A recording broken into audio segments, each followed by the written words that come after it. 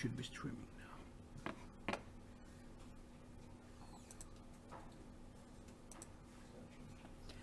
All right, let's start then. First, one small revision from the previous lecture. So you remember we talked about putting the data into vector buffer objects, and we talked about strides. Does anyone remember what stride is? Could you? Was it the distance? Like, I mean, in the array, kind of. I imagine array at least. Yeah, that position, color to get to the color, like. Yeah, the kind of gap between gap. different data that you need to skip, exactly. Like here, as you see, like we have X, Y, Z, UV, like this is texture, in this case it can be RGB. So the one that we need to skip if we want just location data. But this one was just interleaved version of arranging data into a vector buffer object. So like position, color, etc. However, there can be another way of arranging them, like sequential one, having positions at first and then colors followed then, and then we have to define in vector array objects how to read them out. And also the third version of doing this is having two separate vector buffer objects, like having one buffer object for positions only and the second one for colors only. So we can like have a look at this tomorrow in the lab, how this actually looks and how it's implemented in the code. Well, the idea is that, can you tell me what can be advantage of having, for example, multiple vector buffer objects instead of having interleaved into a single one? Any ideas? Yeah? Do you think that it would be easier to keep control of them? Yeah, maintainability, yeah. Any more ideas? You don't have to worry about, how many bytes do you have to jump over to get to the next part of the vertex that you actually want. You just have all sequential. Yeah, that's like easier to maintain and control, and also for the programmer it's like easier to perceive in this way. However, it comes with its disadvantages. Can you guess what can be in terms of vector array objects and correlation? So the thing is that vector array objects cannot handle unlimited number of vector buffer objects. So we need to have like some limited number. As far as I remember, it's 16. So with one vector array object, we can handle 16 vector buffer objects. So we can have many different vector buffer objects for separate data like position, color, texture, etc. So another way of doing this is to have multiple vector array objects, but this might like lead to some very like cumbersome arrangement of the codes, but it's like up to you. We'll see in the practice whether you prefer interleaved data or you are more comfortable with working with several vector buffer objects, and also completely depends on your needs for a particular task. Yeah, let's start with today's stuff, like with transformations that we have a little bit have spoken about, but like today we will go more into details.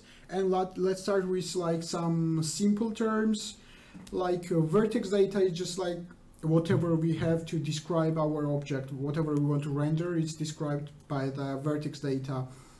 And for per vertex, it's just like the input that is eligible input for vertex shader, something that is ready to be put into the vertex shader. And can anyone remind us what was vertex shader? Yeah. A shader that is run for every vertex and determines the position and takes the input data from the vertex array objects and passes it on if it has to, or just processes it internally? Yeah, exactly, absolutely. Yeah, then we have rasterization, turning triangles into pixels, and this is interesting because it might depend like on lots of stuff, like for example a zoom level or your perspective, so it should be like very carefully taken how each of the triangle is converted into particular pixels. And pixel data is just whatever we have, like in pixels, colors, color values, lighting, we have not come to that yet, textures, and pixel operations is like simple operating with like pixel values. We will get to textures actually later in the course, and yeah, per fragment is whatever like is turned like fragments into actual pixels. And what handles the colors for like color assignment to the fragments and like pixel color definitions? Is it the fragment shader? Yeah, yeah, exactly. And frame buffer is like whatever we actually feel before rendering to the screen, before we swap front and back. Like this is just the terms that I want you to be familiar with. We won't gonna have any written exam or asking definitions, but it's like good to know, because when you're like trying to solve your actual coding problems, you should understand when you read guidelines or books or literature what it is about. It's just for this, so you don't need really to learn those ones by heart, but it's still good to understand. Yeah, core of our models, triangles, like primitives, triangles. Like, what are the reasons why we have triangles? First is its simplicity to process, like mathematical simplicity, and also like historically it has been used in many like as you can see, like in many software and hardware support, and like historically the triangle mesh is very popular in software, so it's kind of standard, and people are just used to it. And from my like experiments that I conduct with appearance, that is totally different, but I can say that people want to stick whatever they feel comfortable with, so it's very difficult to change and kind of force people to switch to something new. And so it comes for a reason, like simplicity makes triangles very good to use for mesh composition. Yeah, and we have like vertices, that is just a single point of the triangle. We have edges, that is a line composed of two, or maybe it can be two-dimensional, like two vertices actually, and the face, that is a plane defined by 3 points, 3 vertices. And it's yeah, simpler to process than other complex shaped polygons defined more than 3 vertices. As for the projection, I will talk about it a bit later, more into details. And yeah, just one very brief explanation of OpenGL's coordinate system. Actually, OpenGL's coordinate system is centered at 0 coordinates, and it looks toward negative z dimension. And like you are probably familiar with the right hand rule, like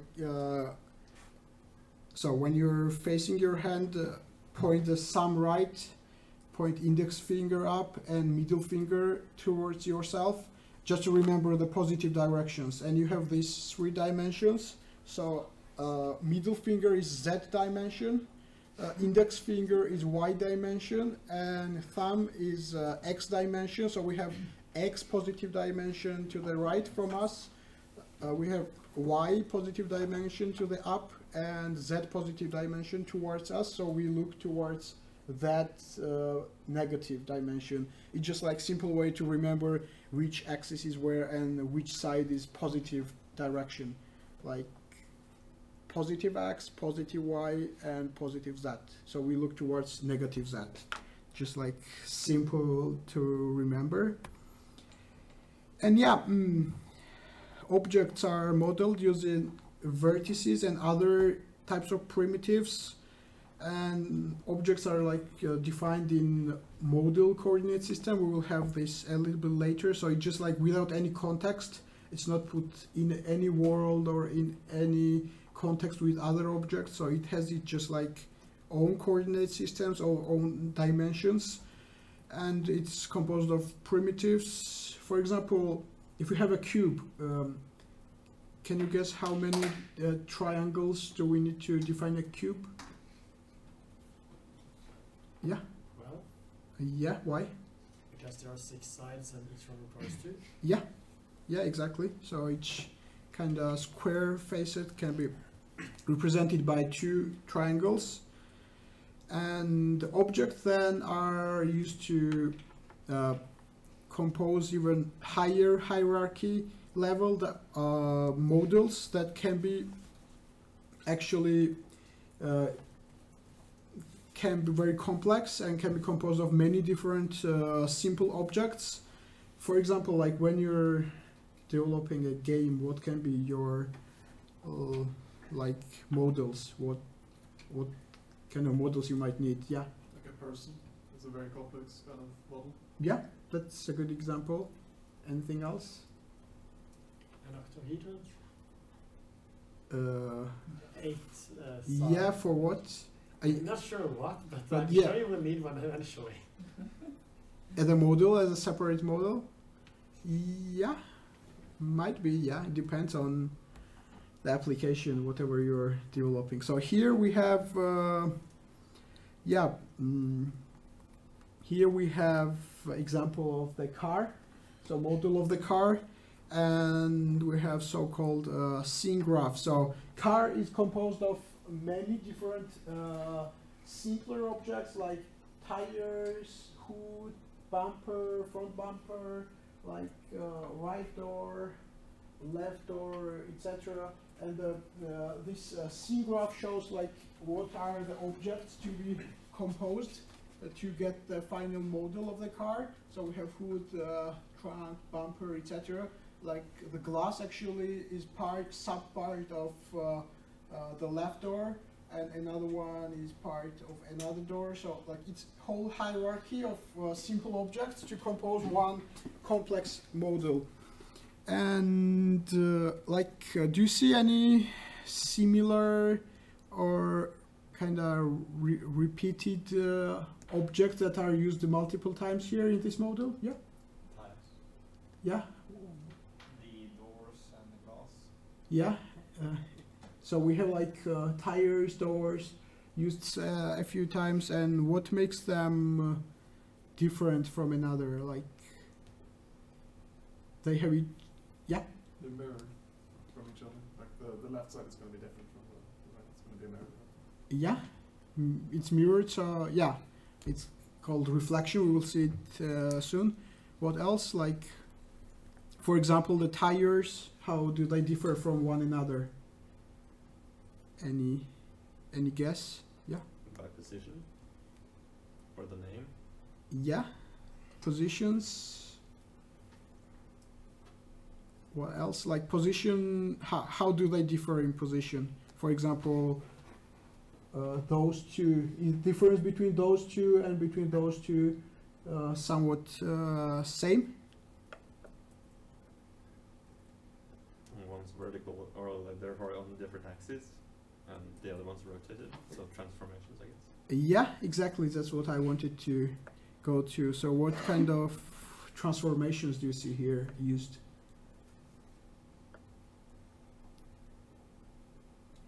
Yeah. Rotations and translations. Yeah. Yeah, mostly we don't have much scaling, I think. Yeah, rotations and translations, exactly. So that's what I wanted to go to.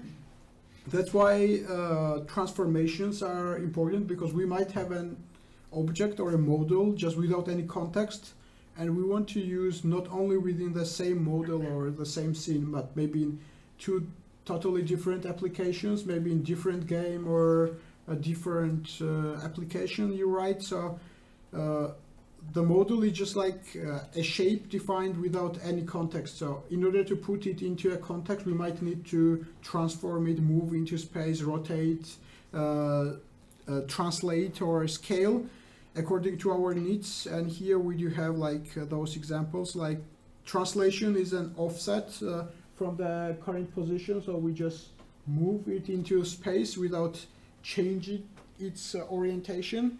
Rotation is rotating it, as it's like literally means rotating around particular axis, and scaling is just changing its size. And yeah, we have some fundamental 3D concepts, again some terms like vectors. What are vectors? Like maybe you can, yeah, and guess like what directions, and also usually they have a value assigned to them. Yeah, exactly. That's what I wanted to hear. Directions. Any other input on vectors? Okay, we will see them on the next slide. And we need to use for those transformations trigonometry, and we will see why and how. Matrix operations for those transformations, and we will see soon them in practice. And there are like three major primary transformations that we need. Translation, just like offset of the position, rotation, and scaling, changing the size. Yeah, vector, first of all, it's a representation of coordinates, like 3 coordinates, and you already like got to it very quickly. It's also a representation of direction, so like a vector can be represented like this, for instance.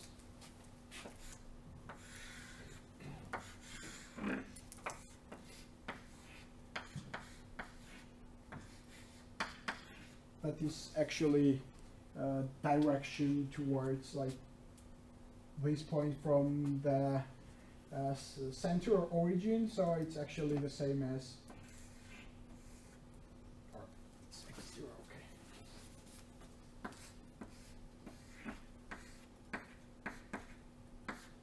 So the unit vectors you're probably familiar with.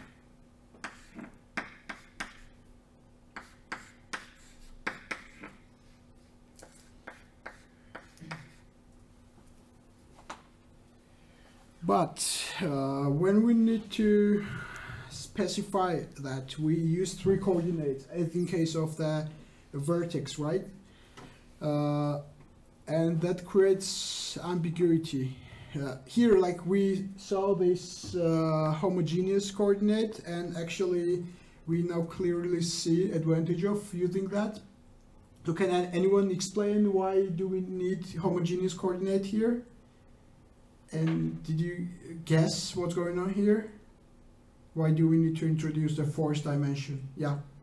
You needed to be able to translate on all the axes, for one.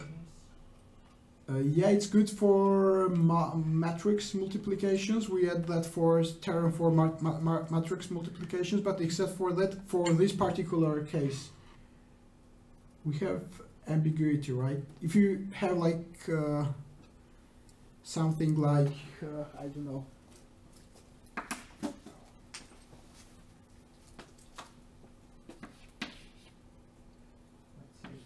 see, 2, 3, 5, or even this way, 2, 3, 5. How do you know whether, how would you know whether it's just a point, just a vertex of 3 with 3 coordinates, or whether it's a vector?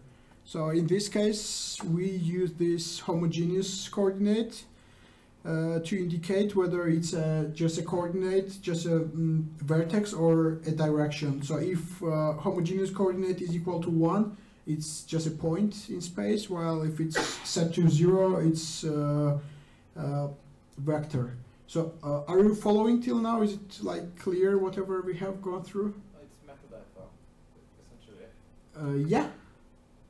Yeah, kind of. That's one of the uses of it, yeah. and in the like last rows, are you really following this? Is it clear, or do you have any questions, any uncertainties?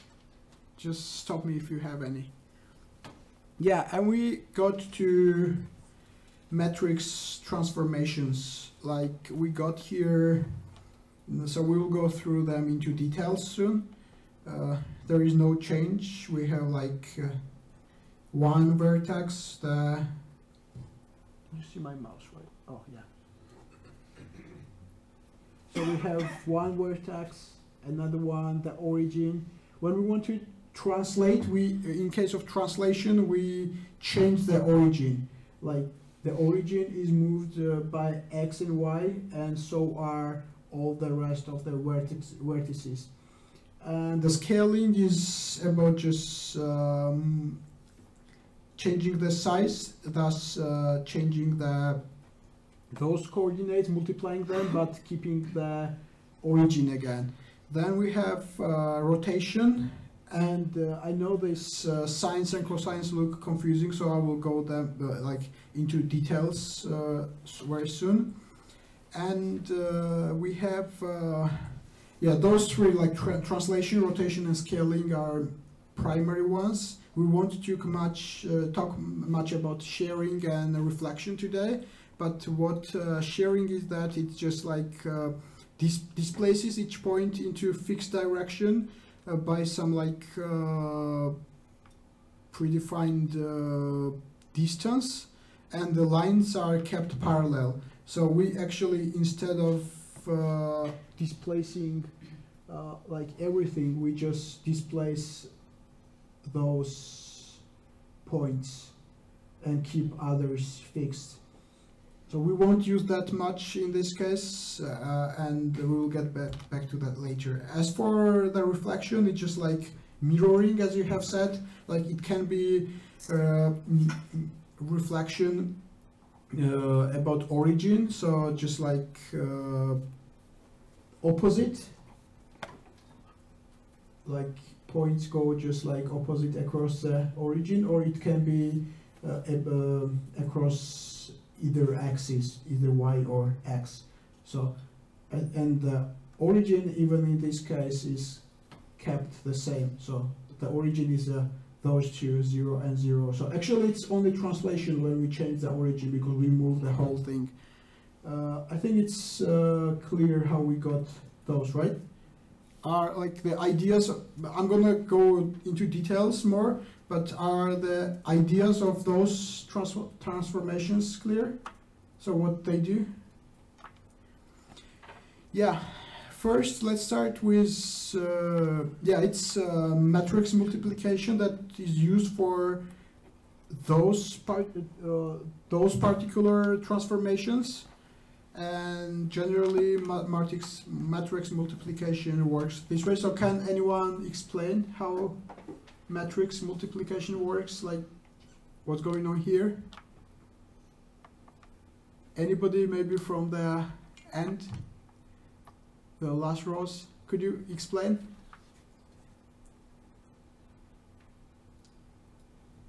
Okay. Yeah. Yeah, you multiply each row by each column and take the sum of each like multiplication in the new slots. And in this case, you'll get a new vector. Yeah, so yeah, exactly. So we multiply row by column. So we multiply this by this, and then second one by the corresponding one, and the third one by this, and fourth by this, and then we sum them up and we get this first element. Then we do the same, like E is multiplied by X, F is multiplied by Y, G multiplied by Z, H multiplied by W, and then we sum this up. So in order to the two matrices to be multiplicable, what condition should be satisfied? Yeah? You have to have the same amount of, it has to be like because that's a 4 times 4 matrix, and the second one is a 4 times 1, so I suppose the amount of rows in the second one has to equal the amount of rows in the first one. Amount of columns. Columns, yeah, sorry. Yeah, because yeah, we have 1, 2, 3, 4, 1, 2, 3, 4.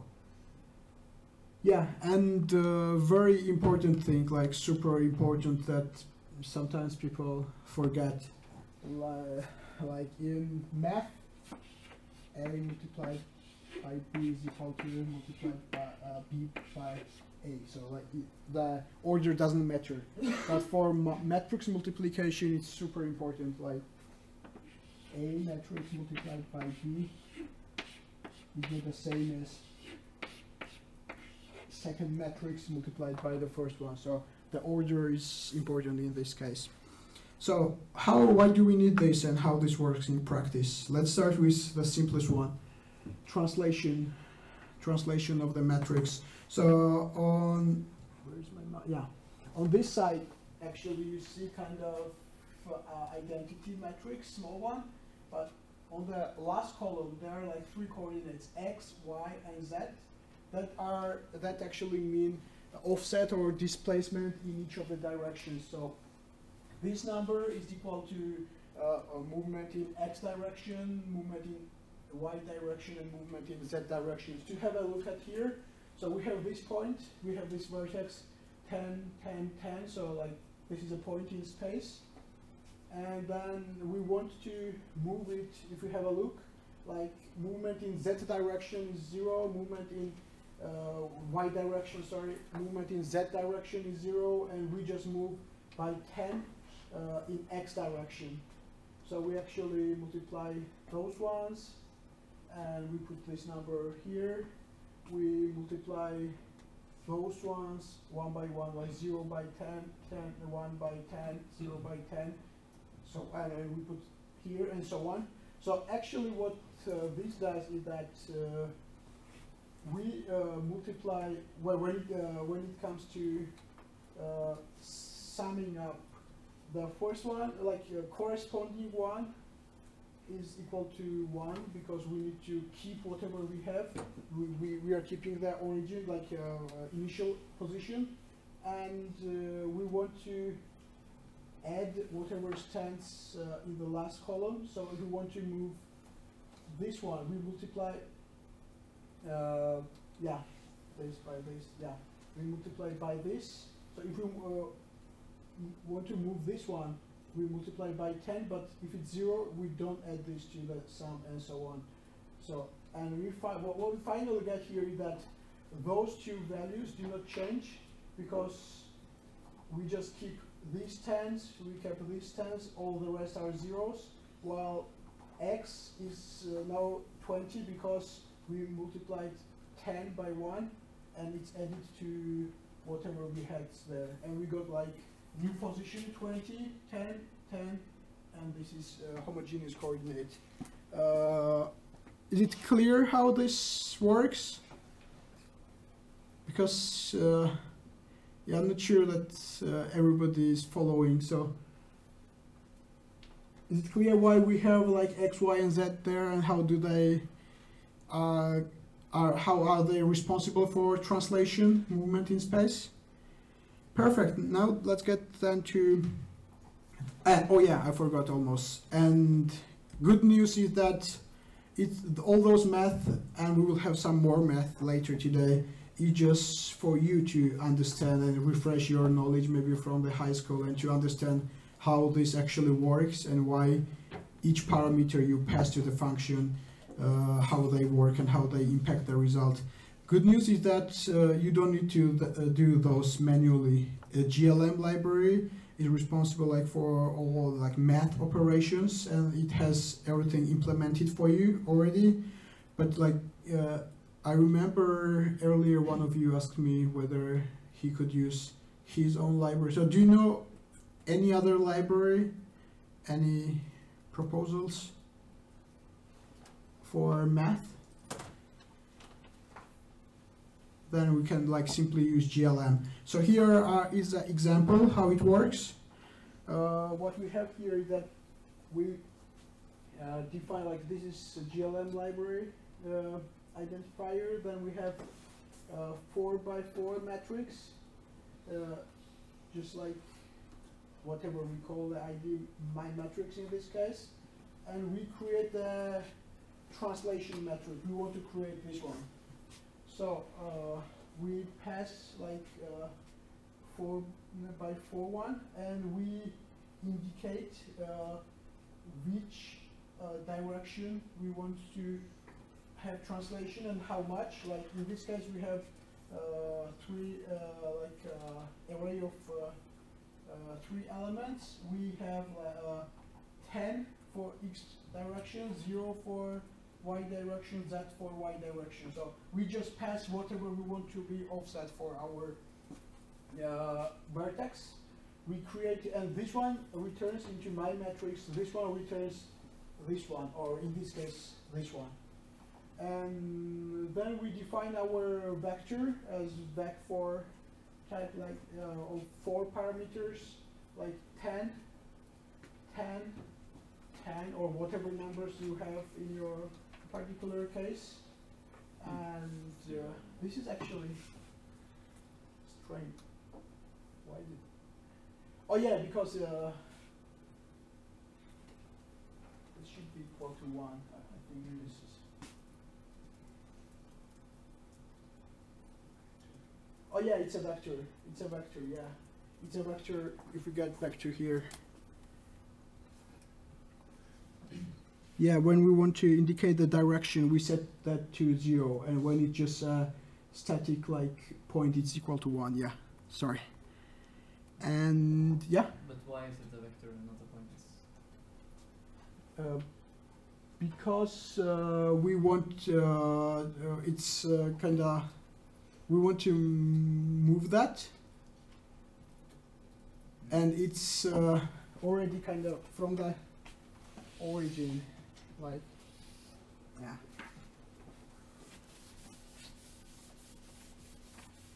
But I think it can be either in this case. It can be either. Is the reason for using the last number for making it unambiguous?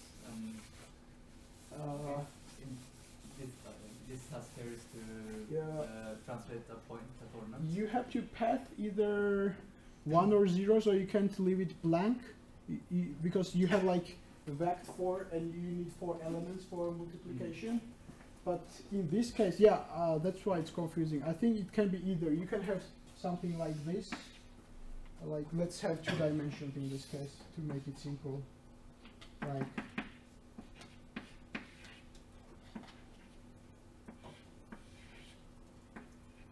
And you just want to add y10 to this dimension, right? So you want to have convert this vector into this vector, but oh no, let me see. Yeah, this remains here 10. So convert this vector to this vector, or you can have a point here and you can just translate this point here. So it can be both. But in this case, yeah, it's not very intuitive because we have a point here and the code is written for vector. That's confusing. Yeah. But I will. You use vector for both because like a point is still just x, y, z and w coordinate, so it's just sort of reuse of the class. If that's the problem, like why it's called a vector, or no, like in this case, like we have this equal to 1 because it's a point, and here we define it as a vector and we set the homogeneous coordinate to 0 as a kind of marker for being a vector. But yeah, it was a good question. Why simply we can't have like this, just 10, 10, 10, and 1? Because it can be either. Either we can change this vector into this vector, or move this point to this point. So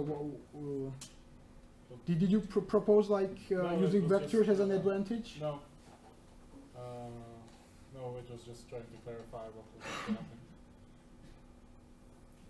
Actually, I will like mark this down and figure that out before tomorrow, because yeah, I'm not sure why isn't it coded like corresponding to this one. So yeah, that was a very good point. Thank you for the input. Yeah, let's go on, and then I will make sure that, yeah, I will make this sure before tomorrow and let you know. Yeah, for scaling, we have like metrics similar to this one, but in this case we have the values we want to scale with in the main diagonal. Like if we want to make it larger in X dimension, we put it here on the main diagonal. Y dimension is put here, and if we want to scale it in Z dimension, it's put here. And the logic is actually similar. Like if you have a look here, we just, if we want to scale in X dimension, so we multiply X by this one, so we put this value here and 0 to the rest because we don't scale to other dimensions. Then we scale in Y with this one, putting all the rest to 0, and we scale in Z using this one, putting all the rest to 0. So like if we want to scale in Z, we have X multiplied by 0, Y multiplied by 0, Z multiplied by 2, and 0 multiplied by W. So like the corresponding ones of the main diagonal are responsible for scaling. Like same logic but different operation. Instead of addition that we had here, we now have multiplication, and then we sum up them and we get like 2x instead of x, 2y instead of y, 2z instead of z, and yeah, w. And here is GLM implementation. Like we are creating scaling metrics like this one or this one to be particular, and we just put the numbers, how much we want to scale it in each direction. So if we want to scale by 10 in X direction, we put 10 here, like 5 if we want to scale it, 5 in Y dimension, and if we want to keep it whatever it is in Z dimension, we just put 1 here. That's how scaling works. And for rotation, we want to refresh our knowledge from trigonometry, maybe from high school, sines, cosines. Yeah, just I will quickly show how the rotation matrix looks, and then after the break, I think it's better to start after the break. I will exactly explain why this, and because like those ones are intuitive, more understandable, why the translation matrix looks like this and why scaling matrix looks like this, but these ones are a bit confusing, I guess. So we have like for counterclockwise rotation, like when we have this one, and when we want to rotate counterclockwise, we use those values. So we have x, y point, and we want to rotate by some theta degrees. We multiply by this matrix and get new coordinates. And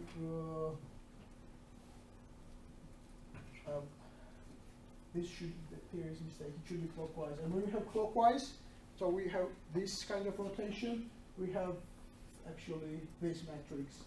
And after the break, I will show why do we have these ones and how did we came up with this. Like till now, is anything that is not clear, that is confusing, except for that one point that I need to clear up before tomorrow? Except for that, anything, any question?